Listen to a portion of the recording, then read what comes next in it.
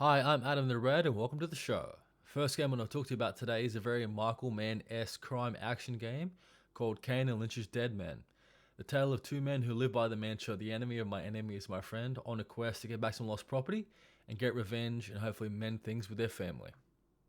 The game opens with Kane writing a letter to his daughter on his way to death row to atone for his many crimes and the opportunities he's missed as a father.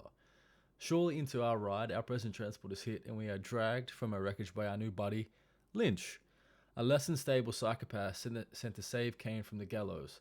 Lynch and his men flee the police through the back streets away from the police towards their escape vehicles. The game walks us through the controls as we fight through the back streets and hold our ground in the donut shop. Gets a rather upset bunch of local police while we await extraction.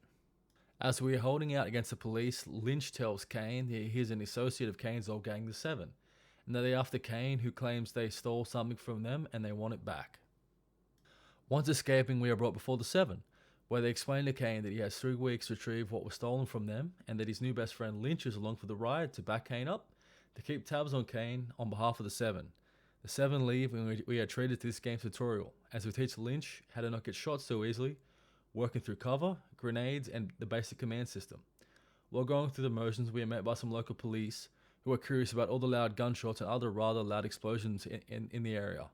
Duking it out with the police is a great time to learn the in-depth controls and practice giving Lynch orders and using the game's, for the time, fairly decent although a little sticky cover system.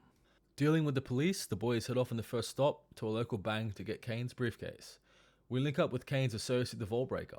We sneak in the back of the bank, avoiding the alarm and taking the guards out quietly to put some gas in the air vents to help keep the crowd subdued. We take out a few bank guards in the rear of the bank and send Lynch upstairs to deal with the bank and the hostages while Kane and the Vault Breaker head downstairs to work on the vault. Kane covers the hallway while the Vault Breaker does his job. For all Kane's hard work, Kane can have a little police assault as a treat. Tear gas, and a few waves later the Vault Breaker is through. Kane goes to his locker and only part of what he needs is there. Shit. Over the radio we hear Lynch slowly freaking out, so we head back up to the bank floor to see he has snapped and killed most of the hostages. Keeping his cool, Kane gets in contact with the driver and orders a pickup. Now we have to hold her for a couple of minutes until the cavalry arrives and we can escape in the van. Once in the van, the action transitions to a car chase and a street shootout. Keep the police off the van, don't get Lynch shot too badly. The boys very briefly lose the police and get a break, and as Lynch tells Kane that he has a slight mental issue that needs constant medication, which is why he snapped in the bank. The police catch us up and stop us in a tunnel. We dismount the van and push our way up the tunnel to clear the blockade so that we might have a chance to escape. Police presence in the area is very, very heavy and getting through here is no cakewalk. Clearing the tunnel, we push on but are forced into a local park as the van crashed in that very same park after making the turn off, so the boys have to hold off our new friends until the driver can get going again. Getting the van moving again, we are finally brought to a stop at a local subway station. Can I really just say that I really love that the game really isn't afraid to really push you and really be aggressive with its AI and its enemies. They could have gone the simple route of having enemies come from a single direction and making it very easy, but they haven't. They've gone for a very aggressive and dynamic enemy AI, which for the time is pretty fantastic. We escape the scene and Kane tells Lynch that the second half of the case is in Tokyo and we have to see us contact Yoko, who owns a club there, in the hopes that she would help the lads get the case. We head into the club and find Yoko in her office in the back. A small chit chat with Yoko and Lynch knocks her out and it's time to leave.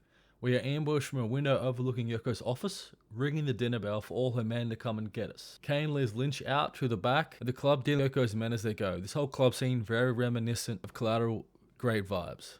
The front of the club is blocked, so now we make our way to the roof of the club, meeting more of Yoko's men as we make our way up to the service exit. Just as the boys make it out, Yoko wakes up and bolts. Kane tells Lynch that she is the daughter of the feared gangster Redamoto, and if they have any hope of getting the case, they really need to get her back. Now the boys have to chase after her. Making it to the roof, we backtrack to find Yoko back in her office talking to some of her men.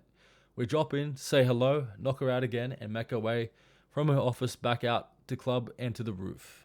Fighting along the club rooftops, we meet more of Yoko's men. After our escape, Kane calls Redamoto to set up a meet to swap his daughter for the case. Kane brings some local friends to back him up in a meet in a very traditional Japanese garden. We find a phone left for us. Kane and Redamoto have a little chit chat but are constantly interrupted by Lynch as he loses control of Yoko and accidentally shoots her. ending the negotiations with Redomoto and sending his men after Kane and his friends. A rolling fight with Redomoto's goons ensues, and the lads push up to the overpass where Lynch is waiting and escape. Kane gives up and calls the Seven to set up a meet. Lynch finds out that he is betrayed by the Seven and is hung out to dry. The Seven brings Kane's family to the meet, and Kane is forced to say goodbye to his wife, while also desperately fighting to save his daughter Jenny. The Seven's men trap Kane and Lynch in the construction yard. The boys fight off several waves of the Seven's goons before they get crazy and send a massive mining truck to crush Jenny and the lads, as we have to shoot out the driver to stop the truck before it crushes them both. Taking out the driver, Kane sends Jenny off on her own, and the boys bury Kane's wife. Kane and Lynch need some extra hands to go after the Seven, so they go and break some of Kane's old crewmates out of jail. Using the stolen mining truck as their way in, the boys break into a jail and push through some very excited and very welcoming guards to the control room for the first cell block. Kane's first old crewmate Riffic. Unlocking Riffic's cell, we agree to buy another wave of guards. Finally meeting Riffic, he tells us that Kane's other men are deeper in the prison. Making our way through the kitchen and laundry room, we find another of Kane's associates, Tharpa. We are joined now by guards in armor with rifles, although they pose no real threat. Push through them on our way to the next group member, Shelley. A nice little shootout ensues with some police snipers, and we find Shelley in a ruined cell block. Making our way up the guard-filled cell block to the control room to unlock all the cells and meet Shelley in the car park of the jail, as we see inmates get gunned down by the remaining desperate officers in a last tower as we are on our way to make our escape in an armoured police van. Before the group can go after the Seven, they first have to deal with Redomoto hitting him in his tower. Securing the roof, we ripple down the side of the building to say hello to Redomoto with the briefcase in hand. We now have to escape Redomoto's tower. This tower gives me very similar vibes to the likes of the bank tower from the original Matrix, with its large open spaces and shootouts with that chunky 2007 environmental destruction. It's a long and windy fight with Redomoto's men as we descend down his tower to the elevators as we come by my favorite part of the game, with a rolling shootout with police in the street, really feeling like I'm playing a third-person version of the Heat shootout.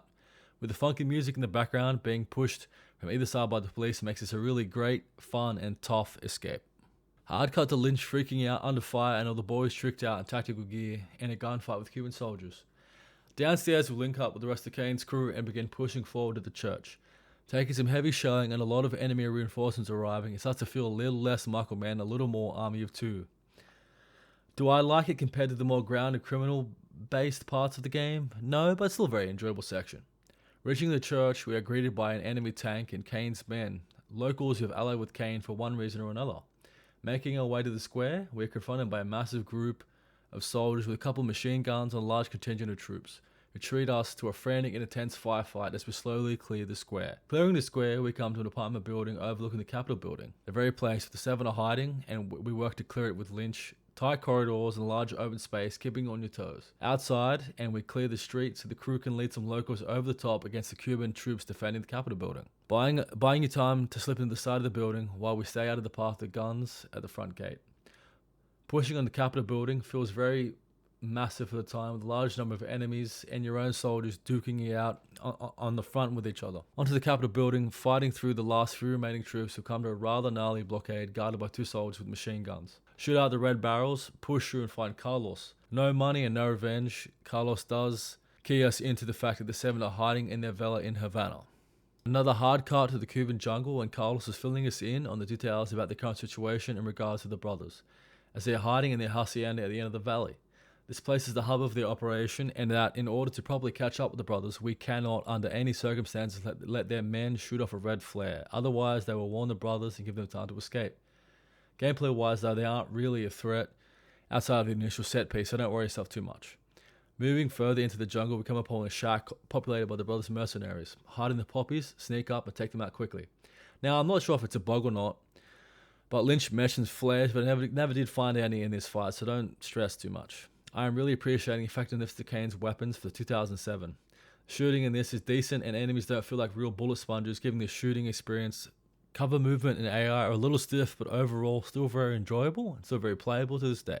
Moving on, and we come to a burned down village. The brothers' mercenaries are burning the area to the ground. Perfect ambush opportunity. Don't be afraid, let them have a grenade. Taking the huts, we push past the area to the next ravine and the entrance to the brothers' hacienda.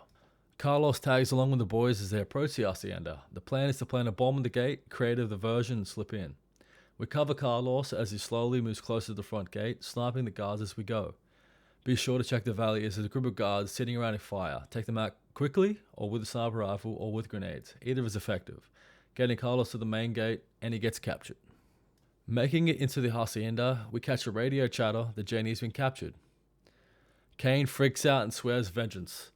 Now we must push through the hacienda, stealth or loud, either way works fine. Pushing forward, we throw it to the courtyard and are met by a group of soldiers backed up by machine guns as we fight our way deeper into the hacienda to save Jenny and for revenge. Just don't ask Kane about his men. Finally catching up with the brothers in their main house, we hear that as we enter, they argue and shoot Carlos. Entering the house, we see Jenny held by the brothers as they try to manipulate Kane for all the mistakes he's made, both as in his criminal career and as his fatherly career, as their mercenaries surround us and box us in. In the corner of our eyes, we spot a last gift Carlos has left for us, the one he tried to use earlier, as it is a great cover to make our escape from the trap that we currently find ourselves in. After setting off the mine, the surviving brother uses the commotion of the explosion to escape with Jenny. As we chase him out of the hacienda, we are immediately met by one of the friendly local militia with a vehicle to chase him down. Meanwhile, the remainder of Kane's men are pinned down in the nearby church. The chase is a fairly tough turret section, fighting tight streets, enemy ambushes, and towers firing RPGs as we desperately drive after Jenny. As the crew's broken radio transmissions come in and out over the radio, making it to the airport, we see the last brother's plane as it tries to turn around on the runway, chasing it down as we clash with several rocket towers and enemy jeeps, finally catching up to the plane as we take out its engine so that it stalls and doesn't take off. Dismount and deal with the last few soldiers, and we finally get to the plane and shoot the last brother in the cockpit and pull Jenny out. Now you are faced with the choice to either escape with Jenny now or go after and save the boys, which will both get you either of the endings, which I won't spoil for you because as rough as the game is, I still think it's definitely worth checking out for yourself. Thank you for joining me, and I'll see you next time for an indie shooter.